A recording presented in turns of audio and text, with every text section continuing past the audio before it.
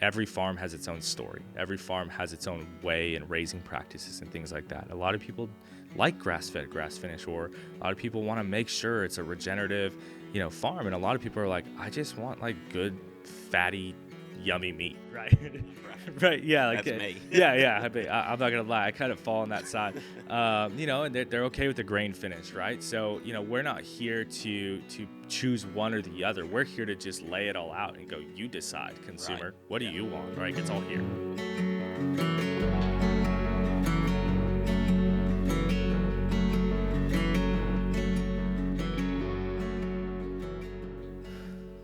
All right, so we're here at FarmCon this week and listening to the Van Trumps talk about grain marketing and several other special guests. Joined on the agriculture podcast this week by Robbie Dye. Yeah. He's the co-founder and CEO of Our Farm. So if you've joined us before on the agriculture podcast, we've talked about a new farm model, and Robbie is ahead of the curve and already has a new farm model. So if you're interested in hearing about Robbie, I'll give you a little bit of his background. His business called Our Farm is America's Farm Direct Marketplace. So he is going to put together, well, I'll let him explain that. He's from Charlotte, North Carolina, and he's also a cattle producer, and the name of his business is Little Mountain Cattle Company? Yeah, Little Mountain Farm and Cattle Company. All right. Yeah. So tell us a little bit about yourself. Yeah, man. First, thanks so much for having me on here. Appreciate it. It's been cool to get to know you guys throughout FarmCon.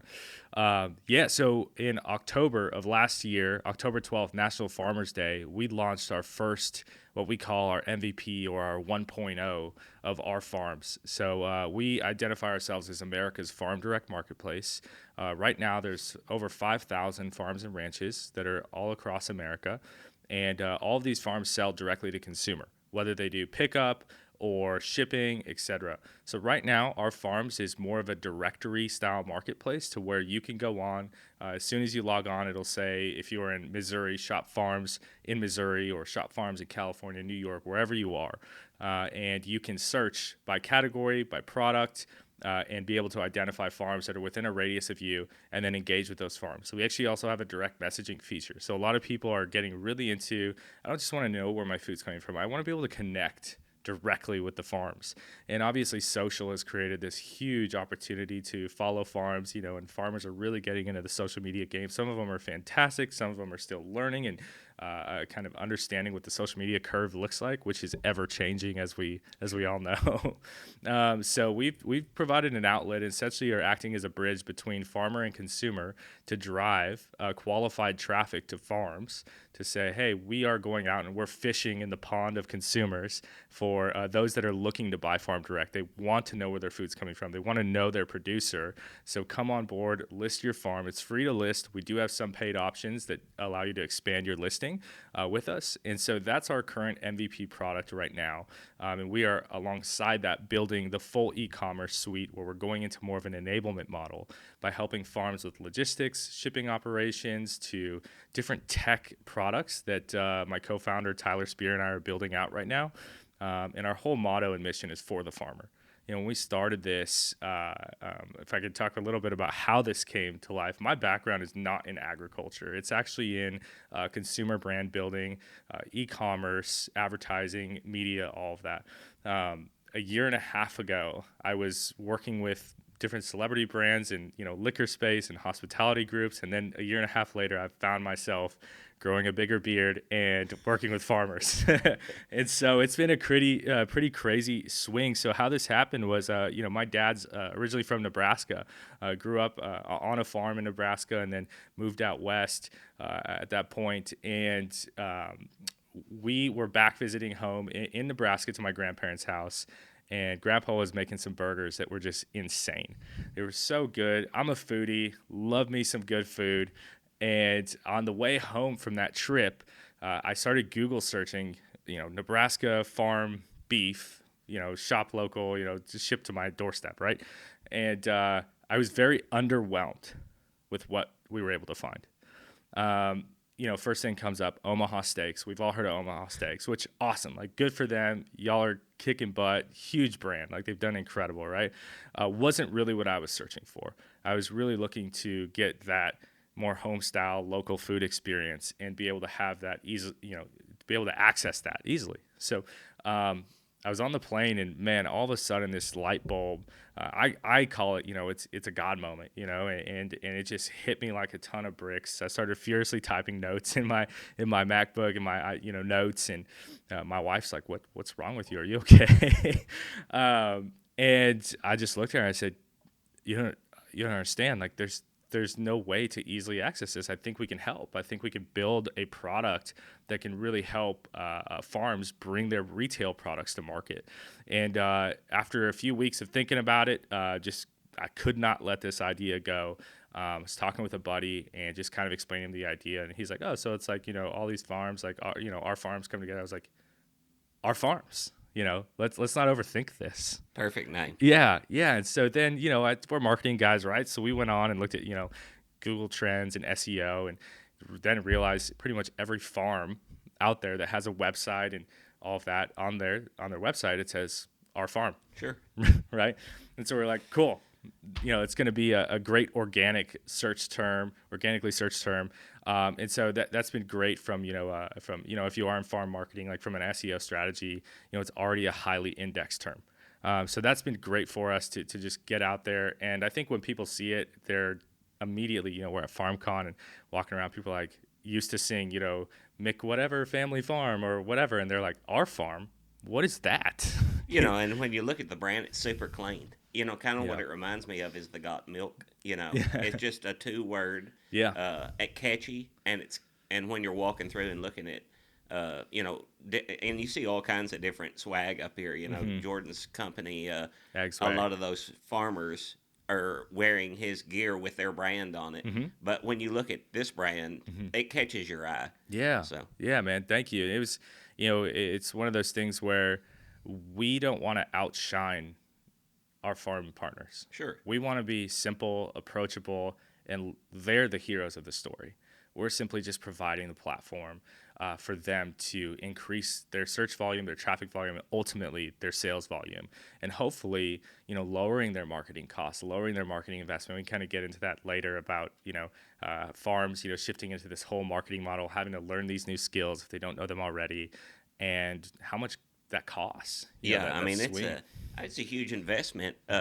And let's be honest. If we're farmers and we're out there toiling every day to grow a crop and manage financials, and we're invested in that, and Yeah. we don't have time to maybe go out and learn all these skills that you would need Yeah. to direct a farm market, and that's where Yeah. y'all come into place. Yeah. I think so. And so that's the feedback we've gotten. So we come home from that trip, not get this idea out of my head. Turn it into this vision for our farms. I called a buddy of mine that I've known since childhood, Tyler, who's our co-founder and COO, and we known each other since we were about 12. And went our separate ways in our careers. Tyler ended up being in the advertising agency business as well. He was part of building the first ever Amazon advertising agency in America. So he's super affluent to marketplaces and marketplace brands, and really how do you build a model that is easy for suppliers, in this case farms, to Right. onboard themselves. We can't by hand upload 5,200 farms, and then and growing from there ourselves, right? Like we'd need a team of Yeah. however 100. many. Yeah. So like he's just super great in the technology operations and helping build out what we're calling essentially an ecosystem that really touches all points of farms that are selling direct to consumer. What are their needs? What are they struggling with? How is their operational setup and flow, and how can we develop tech to answer those problems and to come alongside and partner as an enablement partner, and help them grow their business. I was struck yesterday, like when we were in the conference, and one of the tech guys got up there and just talking about how AI is. I mean, it's already revolutionizing our world, but he was just talking about in the future how much more it's going to revolutionize everything we do. Yeah. And these guys are already immersed in this type of Yeah. business and have a background in it. So they're just ahead of the curve on what we would all vision something Yeah. like this to look like. Well, and I think it's just repurposing, what we would do for any consumer brand out there that you see, whether it's a phone case that's, super popular or whatever product that's out there, right? These brands that are massive are already doing this. And yeah, we've been a part of helping them do that and building those, that tech and those processes and that marketing innovation, if you will. And so, when it came to agriculture and farms, it's just nobody talks about it, but yet we interact with it every day. Yeah, Every farmers are very tech savvy Yeah, individuals. yeah, they are, and they're actually really open to adoption of new tech. Yesterday when Mr. Van Trump was pulling out the app, like, hey, you need to if you can't join this app, then you need to shut down your Yeah. business, right? Like pretty much, he just calls it like it is. So what the way we've used AI so far. Has been really unique, right? So when we got into this, we started looking at different databases of farms, and the USDA has, a database on their website that is. We found that it wasn't as up to date as something we needed to launch a product, and so after sorting through hundreds and hundreds of thousands of records, I think it was 750 something thousand records they had on farms that were selling locally direct to consumer. Um, we tried to validate that data, and a lot of it just was a little off, right? There was a lot of farms, and unfortunately, as we know, the decline in farms going out of business and things like that, and so we found a lot of that, and so we said, we got to do this on our own, and so we developed an AI bot to basically go and scrape Google and scrape social platforms, and started having this bot basically get smarter and smarter as it goes, because it knows what we're looking for. We're looking for farms that have online stores built into them, all of that, right? It's all publicly available data. It's just, if you get two guys to go do that, how long is this going to take? Right. Right. So we essentially had that that tech built to be able to go and pull down from publicly available data um, all this information, right? So farm name, farm website, socials if they have it, location, coordinates, all that. And so we pull coordinates, try to match it with an address, try to match it with a name, then match it to socials and whatever other publicly available data they have. And so that's been a huge lift that Tyler has been kicking butt in that arena of the business and getting that product built so that we can easily scale and easily get into contact with these farms, right? Because we had to build our own database. So I got to talk to Tyler too a couple of days ago when we first got here, and he's a phenomenal mind. Yeah. I like to just listen to it, like I was just sitting there having a conversation to him, and every time he'd start a new conversation, my mind would be blown again with his intelligence and Yeah. just all his knowledge that he's put together in his career. And Yep. he's got an interesting background too. Can you talk a little bit about him? Yeah, absolutely. So Tyler, as mentioned, he helped build the first ever Amazon advertising agency in America. But prior to that, he worked for Apple for 10 years. So working in business development at Apple, learning the culture of that brand, how to build good teams, obviously take products to market and build awareness and scaling those products. And he worked in a lot of the B2B side of Apple too, like corporate partnerships and relationships, and companies that go in and spend hundreds of thousands of dollars on Apple. Why choose Apple over another option, right? And so he just got to be intimately involved with those processes, and obviously one of the largest consumer electronic brands in the largest in the world. In the world. Right? We're all sitting here on iPhones, right? And so from there, went and built an agency servicing, Toshiba to, Logitech, to just the largest consumer brands out there, both in consumer electronics, but also just lifestyle brands, things like that. That allowed them to get heavily invested in the Amazon platform as it was, early stage scaling with advertising and things like that. So he got a really unique eye into new features and advertising options and just algorithms and all the tech that goes into feeding the Amazon beast for what it is, right? And the reality is the industry, farming, agriculture, every industry is headed towards that level of innovation, that level of large scaleness. It's just a matter of who's going to do it And is that person, do they have the right heart in it? Right.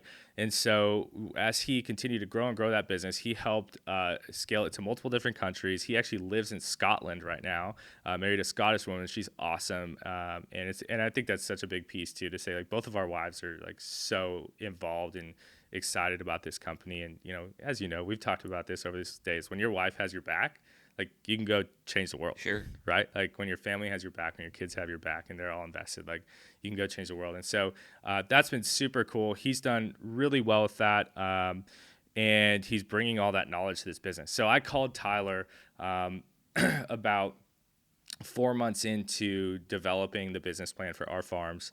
I'm a brand guy, PR, advertising guy, and he's going to be, he's the more technical operations, marketplace operations, and development side of the business, and the logistics. That's a huge factor. Like ultimately, we're, in some cases, we're building a logistics company, Sure. that has a face as a marketplace, right?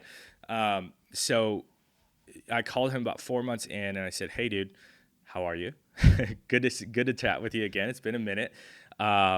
I got this crazy idea, and I just felt like I needed to call you. Something told me to call you, and to me, that something was God. Right. It was like I gotta call Tyler." And we didn't talk for a while at that point, for no other reason than just life happens, right?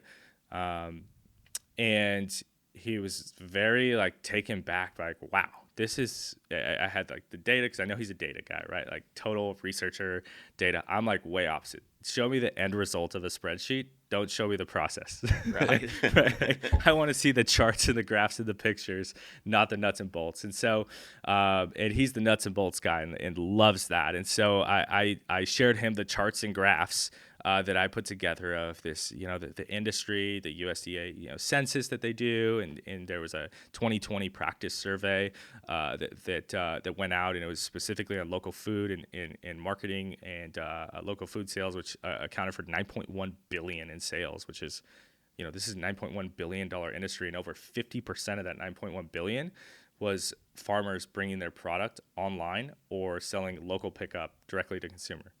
Yeah. So some of them Crazy. out of the back of pickup. That's right. Yeah, like roadside food stands, Yeah. things like that. I think roadside food stands accounted for at least $250 million. That's insane. Yeah. Yeah. I So had no idea. Yeah. Yeah. And so like 312 million is online. Wow. Right. And that's only growing, right? Because like it's like the third highest trafficked or sales channel is online. The first one, of course, is, farmers markets, or they combined farmers markets and on-site farm stores, right? So that was like 512 or 575, whatever. Don't quote me on that. Right, Somewhere in yeah. the $500 million Yeah. in local food sales. So there's a lot, like that's even more than I ever realized. There's already a lot of direct-to-consumer agriculture happening in America. Yeah. And I knew there was some, like there's some in Kentucky. Mm-hmm. You just don't, and I think this is the challenge that they face is you don't hear about them. Yeah. And that's the exact challenge that you are meeting with your business. Yeah. And what you see is the same thing you see as a farmer who sells mainly in a wholesale model.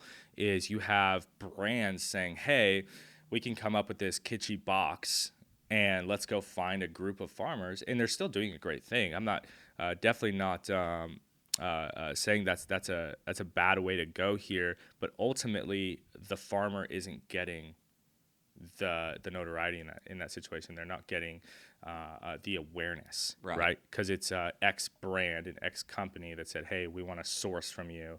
So they're ending up just buying wholesale from them, which is half the margin.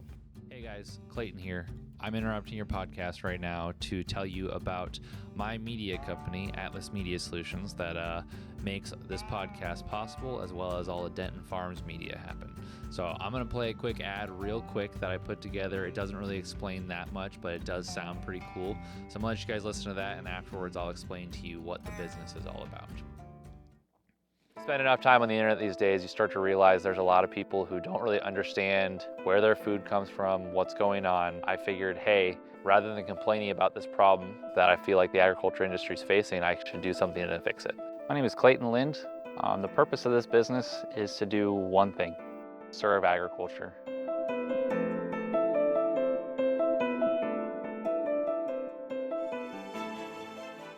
for listening to that, guys. I won't spend too much time explaining what Atlas Media Solutions is, but Atlas Media Solutions is my media marketing company that 100% exists just to serve agriculture. A lot of my time is spent on the road or on a plane, traveling around the country, producing high quality media material for different ag businesses. And so if you guys want to learn more, please feel free to check out our website or follow me on Instagram.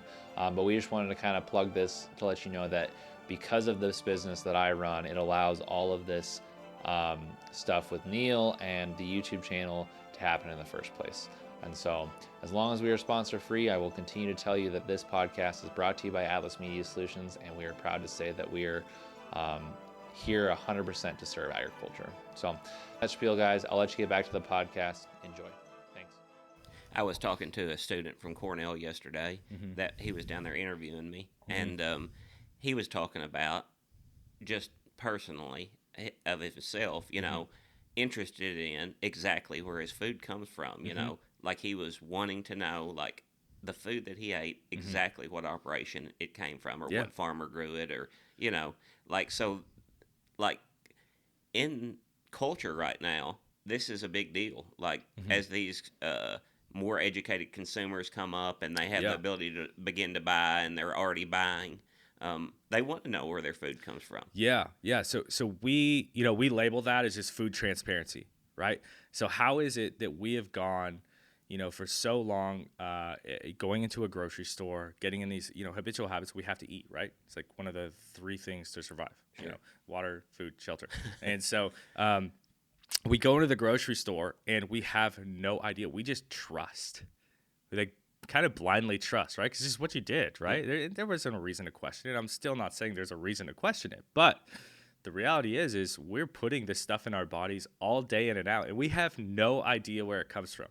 What else would you do that with, right? Like, we wouldn't, you know? And so that's really where these questions come up. And I think this younger generation, really like Gen Z, is pushing this and saying, we have all this information right here in our pocket, right? And now in wearables, right? Like, we're talking like wearables tech and all that, like, that's, you know, the glasses that are coming online, like all these things, like technology is just getting closer and closer and closer to ourselves, right? And to literally attach to our bodies and identities. And so, which is a whole other scary conversation. But the reality is information is so accessible, and these people want to know, this people group want to know. And it's funny because I think it's actually like ricocheting back to like the baby boomers going like, well, we want to know too. Yeah. Right? Like, Don't leave us out. Yeah. And so you have these kids, you know, or young adults going, hey, you know, we want to do this. And then, you know, their parents are like, it's not a bad idea, right? Like, so yeah, let's go know where our food's coming from and all that. So there's a big movement trending in food transparency.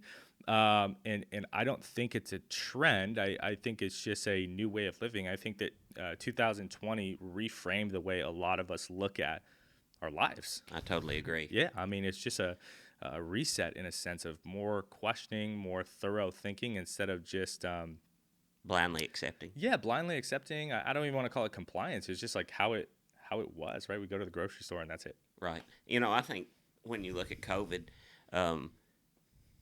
I think, you know, one of the unintended consequences of it is people they couldn't go out, you know, and then they've started to gain, you know, funds because they're not going out and spending their funds, and then in that they're bored, they're looking for, you know, something to engage them, and they begin to really look hard at the choices they're making in their life. And hey, I've got a little bit of extra money now. I've saved some. How do I want to spend this money? You know? Yeah. And food is a big part of that. I mean, it's a huge investment in our lives. Yeah. And I think with that, people have really begun to, you know, look hard at where they're going to spend that food dollar at. Yeah. And it helps to know that the food that you're eating is supporting a local family. Yeah. That you can like look at and watch them do better with the money you're investing in their products. So, yeah, and that's the beauty of it, right? That's the beauty of the American dream and small business and family business and all of that. And you know, now with emerging tech in this space, and there's some great companies out there that are helping farmers get online into e-commerce websites, and I think that's fantastic. To see the investment and development in that scene, and we're just hoping to play a small part in a really big world, right? And to say we just want to help. Help you get to market faster, less expense, right? Like the cost of acquisition for a customer for a farm, like can range anywhere from $6 to $30, depending on, are you really good at this, or are you starting off? And there's a lot of just investment expense into getting your social media brand up and running, paying for advertising. What regions and markets are you doing? When you're a brand that's USDA inspected, right, and you're able to ship across state lines, well, that just means, it means more customers, but it also means more expense, because how are those customers going to find out about you, right? And so those are the kind of the advantages of joining a marketplace, to say, we do have many farms listed on our marketplace that are just like you, but that every farm has its own story. Every farm has its own way and raising practices and things like that. A lot of people like grass-fed, grass-finished, or a lot of people want to make sure it's a regenerative, farm. And a lot of people are like, I just want like good, fatty, yummy meat, right? Right. Right. Yeah. That's me. Yeah. I'm not gonna lie. I kind of fall on that side. And they're okay with the grain finish, right? So, we're not here to choose one or the other. Sure. We're here to just lay it all out and go, you decide, consumer. Right. What do you want? Like, it's all here. Yeah, because at the end of the day, everybody's preferences are different. So somebody that likes grass-fed may not like grain-fed, and then vice versa. Yeah. And, somebody might, want a certain type of a Fuji apple, maybe, versus a Granny Smith. I mean, so That's right. every farm's a little different. They all have different niches, and consumers are different. So there's an open marketplace for everyone. It's not just pick or choose between one or the other. Yeah, and that's the key, right? Is accessibility, right? And that's ultimately what we're doing, is making local food more accessible to the mass public. Yeah, and I think that's great for the consumer too, because then they have lots of choices. They can try different things, maybe try new products that they've never, never even tried before. From another place, 5 states away. Yeah. And what's crazy is I'm learning this stuff firsthand, right? As mentioned, most of my background is in more the corporate marketing and brand building on that side. So my whole family, parents, my sister, myself, and my wife and kids, we're in North Carolina now. We're about an hour outside of Charlotte. And we have an Angus beef operation, and so we're learning. I'm really learning and kind of diving into the weeds of what does this process look like for, for all the farmers that that we're trying to represent here, right? And to be clear, our farms is not just for beef, and we do have poultry, dairy, produce, and things like that, right? So we're really trying to cover it all. But for us, beef operation made sense. It was kind of the natural thing that we went into, and so we're getting our farm brand started, and it's, man, what a racket, like, to go find your processing facilities, and then you call, they're like, hey, we're 4 months out, can't get you on the calendar till April. I'm like, that's not gonna work. And so it was kind of crazy. We're actually helping, we're a part of helping build a processing facility in our town, because we don't have one, right? And so there's a local rancher who's an incredible man that we work with, and this Thanksgiving Eve, actually, he was trying to get some grant funding towards this processing facility. And this man, like, he is one of the most incredible guys you'd ever meet, but he doesn't text. He has a flip phone. He doesn't know how to open an email. He's like, I need you to come to my house and check the email. I don't know how to. He's like, I know the password to get into the computer. That's about it. And I'm not kidding. Thanksgiving Eve, my wife's like, you should be brining the turkey right now. And I'm like, I got to go help this farmer, right? And so I was at his house till midnight, Thanksgiving Eve, and we were getting that grant, put in. Thank God that they had actually, filled out the information and put together the information needed to apply, or else it just wouldn't have happened. But getting the application filled out, knowing what to do, setting up, your SAM.gov account, like all of those things, a lot of people don't know what to do. And that's, funds available to help scale and grow your farm operation, aside from some going into the private equity space, right? Which is a whole different ball game. So those are different things too that we want to help and just provide education and enablement towards, and to say, hey, we're doing this ourselves. Yeah. We're learning alongside you, and then bringing this other side of experience that we have on brand building and commerce into this space. So let's do it together, and let's go get farms more business. Let's go get consumers more aware about where their food comes from. I thought it was pretty neat when we were talking the other night. They were telling me that once they leave FarmCon, they're actually going to go out to some of the farms that are in their network, and they're going to shoot some cool videos Yeah. and just tell those farmers' stories. So Yeah. you are actually going to go out and beat the bushes. Yeah. And Yeah, I mean, you have to, right? Like, if there's ever an industry, and it's who we are as people, fortunately. But if there's ever an industry where a handshake means a lot, it's this one. Sure. This is not a business that we can sit behind a computer and just go, all right, sign up, do your thing, right? Like, it's just not going to happen. Like, look, this gentleman I just shared with, right? He has a flip phone and doesn't text. Right, yeah. How am I going to help that farmer? Yeah. Right. You got to show up. You Yeah. got to be there, and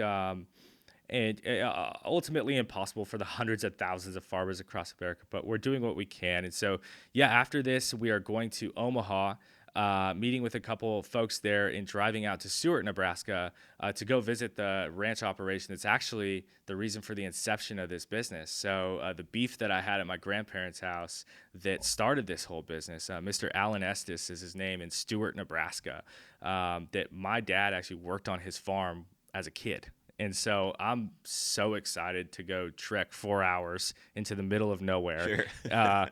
and go spend the day Saturday with Mr. Estes, and we're gonna do a video at the ranch and talk about just the legacy that they have in farming and agriculture, and then of course share the story about how his beef influenced this whole idea to build a marketplace for farms to sell direct to consumer. That's super cool. Yeah. And isn't life amazing, like to see the whole, process play out. And that's got to be a God thing.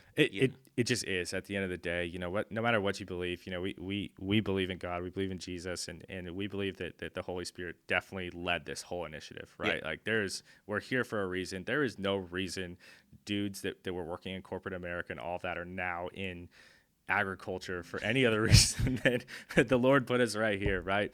At the right place at the right time, and that's not by coincidence. And so it's been so cool to meet you, to meet everybody here, and just learn and just soak in. I mean, we are sponges at this thing, and there's a lot of farmers here that aren't in our space, that aren't in the direct to consumer, but just better understanding the industry. And there are a few that are huge row crop farmers that are building retail brands, as we discussed, the pasta brand or the rice brand, Sure. that we've been talking to here, and all that are non-perishable products. Another type of product that will be on our marketplace is non-perishables as well. And so it's really cool to see how those guys are still, commercial farming in a big way, but then popped up retail non-perishable brands. Yeah, and I think going forward, it's a challenge we're all going to have to meet, is diversifying our businesses. Yeah. So we can all, we can have a better community for one. Yeah. But our farm can be stronger too. That's right. And I think it would behoove you to not consider that in your business moving forward, with the data available and what we're learning.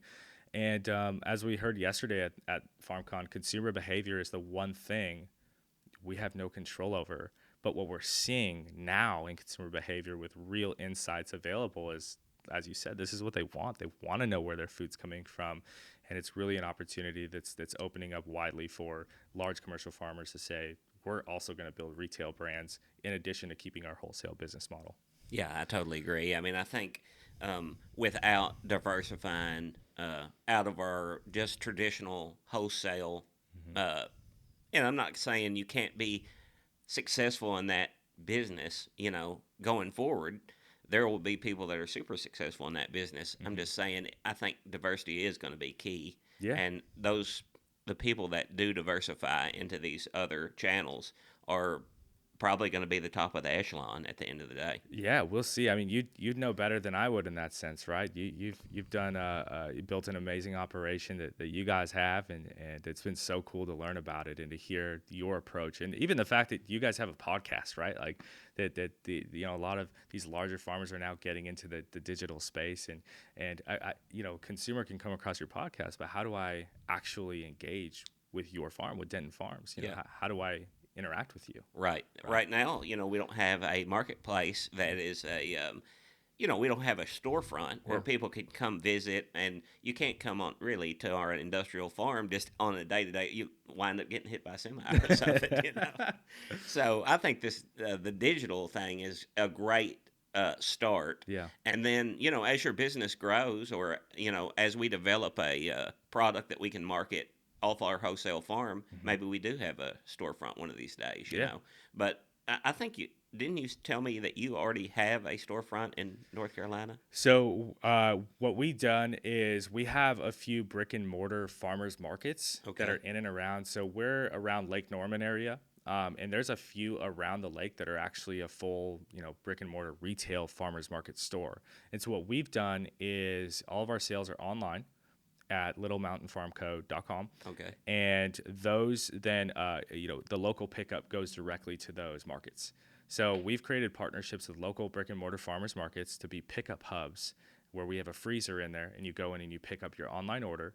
And we've created some, collaborative marketing. The one near our house has a ice cream at the farmer's market that my kids are always like, can we go get ice cream? Can we get ice cream?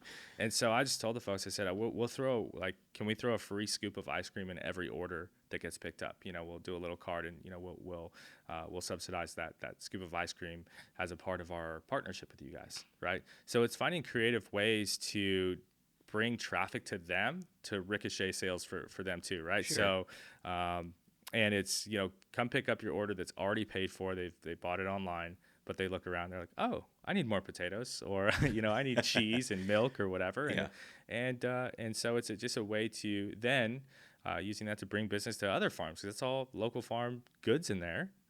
So it's been a cool experience to see that come to life and the receptiveness of that, and just using the local community coming together to be able to just bring more awareness to local food. Yeah, and I think everybody can appreciate that.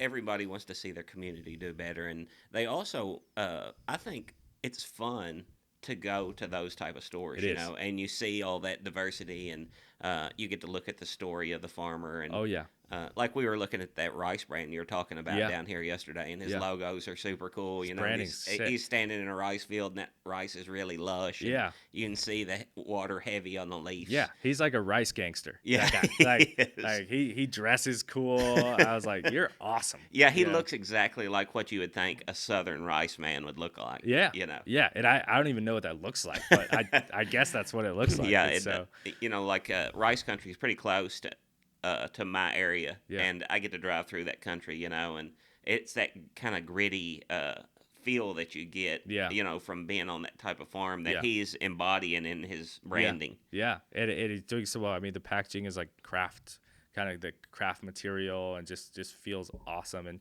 And one thing too is, one of the first questions we've been asking everybody here is, how'd you get into farming? We know the answer is over 90% of the time is, oh, my dad did it. Yeah. My grandparents did it. We're a generational farm.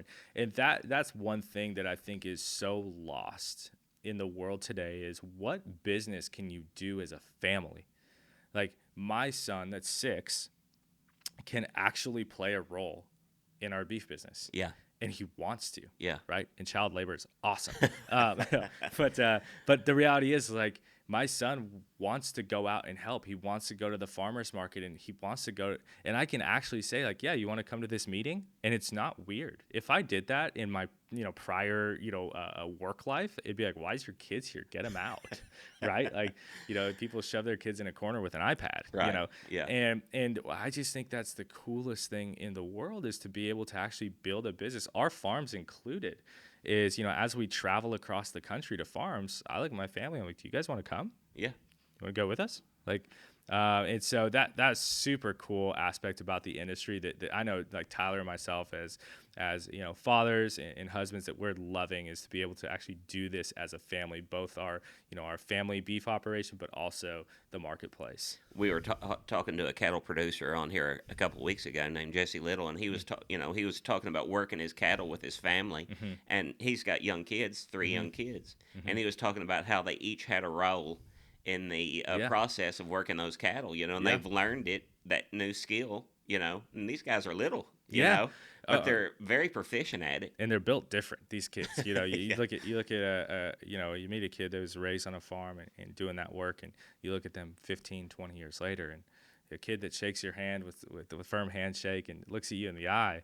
These kids are built different, Yeah. and built into incredible adults. And so I think, man, like we just can't lose that. And I don't think we are, but like we got to hold on to that in agriculture. America is keeping the families together, keep farming together. And I think God really blesses that. I think he blesses, family coming totally together agree. and doing that. My daughter's 4. She just turned 5, actually, New Year's Eve, like 3 days ago. And I'm still not okay with calling her 5 yet.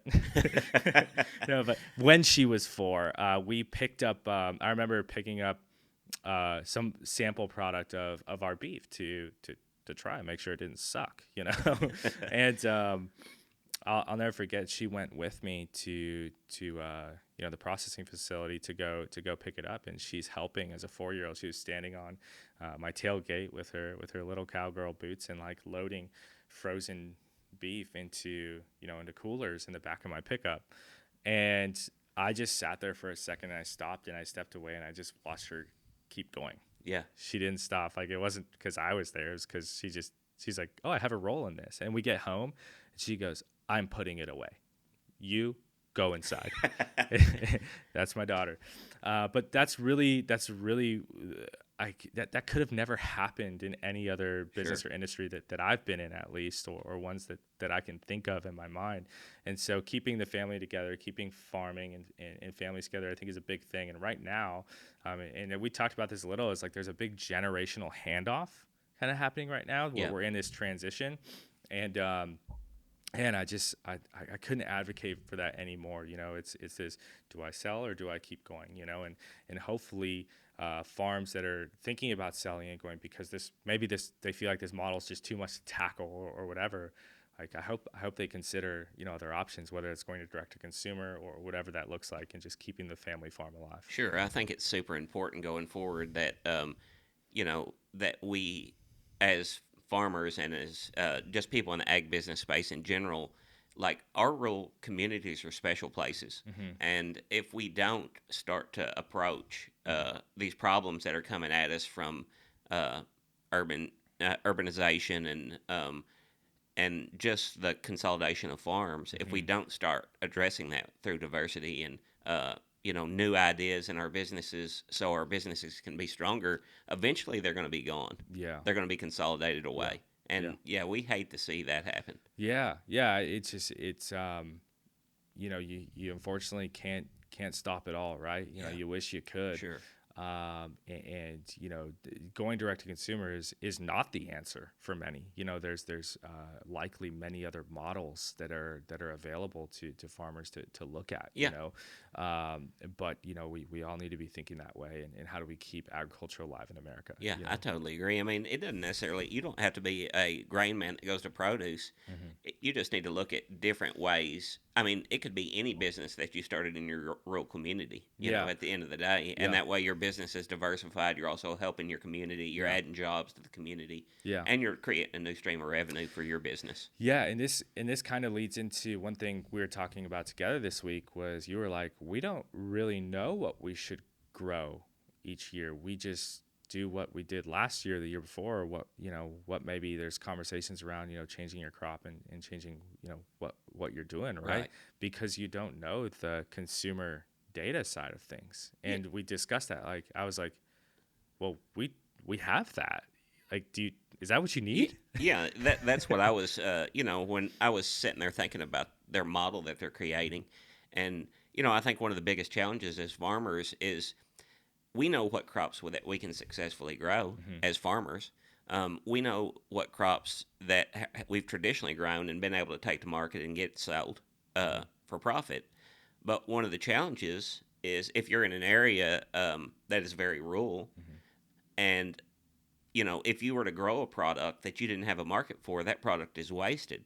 So you don't even consider that as an option. Yeah. But if you knew that we were, I think that night using strawberries in Nashville as a just as an example, like if we knew that Nashville needed however many tons of strawberries, and they weren't getting them, then the local farmers or even a farmer 5 states away that can provide that product is a lot more likely to grow that product if he knows there's available market there. Absolutely. And your tech does provide that type of answer. Yeah, it certainly does. What we're looking at is publicly available data through markets, right? So like the Kroger brand or whatever those big brands are, right? They release purchasing behavior and purchasing habits and things like that. And so when we look at that, those reports that are I think they're quarterly. Is how they're released, and some different groups do it differently, but they're publicly traded, right? So they're sharing with us what are the spending habits, what is selling more during these seasons and versus these seasons. So being able to look at that purchasing behavior all the way to the end consumer and maybe make some decisions from the grower side could be really helpful. And so that's something we talked about on the strip. Tyler and I I think we talked about it this morning again, actually, was, let's make that a quarter one, quarter two goal, is to kind of how do we take those reports and put them into a per market level, maybe a regional level to start, and then starting to go by state to say, here's a newsletter that industrial farmers can subscribe to, so that we can keep that engagement alive with them as well. You know? That's super cool. So tell me, going forward, your vision 5 years down the road, because I know you're a visionary guy just from talking to you. Yeah. Gosh, there's so many things we're looking into. A lot of things that I'm totally cool with saying, and some things that maybe we'll keep in our treasure trove for now. You can't tell all your secrets. Yeah. But no, I'm a pretty transparent guy, right? But there's we believe that we'd like to see over 100,000 farms on our marketplace selling and thriving within the next 5 years. That is a huge goal as far as supplier count, and that's farm suppliers, not products. That means if each farm has an average of 7 products, then times that by 7, right? And that's how many SKUs we'll have on the market. From there, we'd like to see a fully integrated shipping and logistics system and support system for our farmers to be able to easily ship without the burden. We'd like to see end consumer subscriptions to our marketplace. We think that people are looking to be a part of communities and starting to pay to be a part of a marketplace that does sell farm fresh goods. So I think those are a couple things we'd like to do. Bring in last mile delivery and local pickups and city hubs and things like that as a part of it. But there's so much different tech and involvement and things like that. We're just trying to keep things from going into getting these big warehouses and doing that, trying to keep it directly to the farm as much as possible to make it profitable for everybody. Right. Yeah. Ultimately, if you can cut the most logistics out possible, it makes more money for everybody. Yeah. The moment you start getting into heavy buildings and things like that, then your costs start going up, your operating costs start going up, which ultimately affects the farmer. Yeah. And that's what we're trying to stay away from, right? Trying to be, the most available, profitable sales channel on the market for farms selling direct to consumer. Yeah, one of the goals is, like I've heard them say, is to bring more revenue into the farmer's pocket. That's right. Yeah. So, obviously there's a cost of doing business, right? Sure. And so we are still working on those business models and structures, and how we're going to ultimately share in the profits of farms that are selling on our marketplace. But what we can say and can commit to is it's not going to be the way your wholesale relationships work. Yeah. It's going to be a far more profitable structure than that. Hey, Clayton, What are we doing on time now? 9:26. Probably give you. Just check, make sure this is still recording. Yep. Probably give you 10 minutes. 10 minutes. What do you want to talk about now?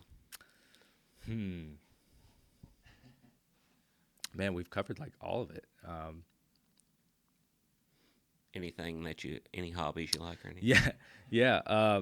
Hobbies right now is building a business. Yeah, That's all it's consuming. it's Isn't it? yeah, it's eating rice and beans to scrape together what we can to build this company. No, I think that one of the things that we'd like to see is just farms continuing to engage digitally, right? We have a newsletter that we're really kicking up this quarter, which I'm excited about, to just be more connected with our suppliers. We're building a knowledge base right now within our marketplace for farms to be able to come on and have just a myriad of content of the 1, 2, 3s of marketing your farm brand. So really supporting them and educating them and just being a part of that process in farm marketing education. As well as how to easily use our marketplace, right? Like how do you sign up? How do you build it, right? So we're building all those tutorials in tech right now, which is super cool. Yeah, that is super cool. So, just tell us exactly how do you find your space, and if you want to be a part as Yeah. a farmer, Yeah. where do I go to find you? Yeah. So ourfarmsusa.com. All of our socials are ourfarmsusa, Facebook, Instagram, YouTube, and our website. So ourfarmsusa.com. And on there, right when you land on it, on the upper right, it says list your farm. So you click that, and you can list your farm for free. And then we do have a couple different paid options that do help expand your listing. And, those naturally show up in higher search results and things like that as consumers are, kind of blindly shopping of, where am I going to source my food from, or where I am geographically, right? So it does, the algorithm does push you higher up in the search rankings. Yeah, remember Tyler is a algorithm guru, so I'd say if you subscribe to his service, he's going to prompt you in front of a lot of consumers. Yeah, and that's it, right? Like we're getting our site traffic is continuing to increase and increase. It's always like the first question people ask is like, how's your site traffic doing? It's doing really well. When we launched, we had a few publications, which is awesome.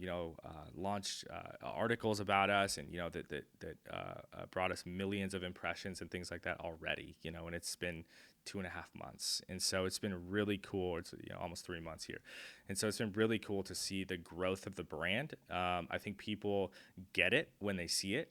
People land across our socials, go, oh yeah, that's a clean looking brand. It's cool, but I think they get it once they see marketplace and our farms. They kind of get the communal aspect of the name and everything like that. Yeah. So, but yeah, it's real easy to list. You go on and then you just start setting up your profile, and then you can also engage with other farmers, right? So we have that send a message feature, so you can engage, meet other farmers. I think that's a really cool just byproduct of this whole situation, right? Is a lot of farmers want to see how other farmers are doing it, but if I had that issue trying to find farms online, then I would imagine other farmers are having that issue trying to find other farms to check out. For online, sure. right? I had no idea there was so many. I really had no idea there were so many direct to farm marketplaces already out. I mean, Farms. direct to farm markets. Yeah. Already out there. Yeah. I mean, 9.1 billion Yeah. in local food sales. Yeah, that blows my mind. It's crazy. It is. It's insane. And so, and there are a few brands out there that are working towards a marketplace model that are more niche in a product level or a region level, where we just want to make it accessible for all. Sure. This is not an East or West thing. This is an America thing. Right. Yeah. Just something that everybody can utilize, and it benefits the ag community as a whole. Yeah. So I would say definitely, stay in touch with us on social, message us. We're small. We're answering back to pretty much is everything we can right now. If you are a farm that signs up on our marketplace, you might expect a phone call from me. I do try to call every single farm that signs up just to see, what they're up to.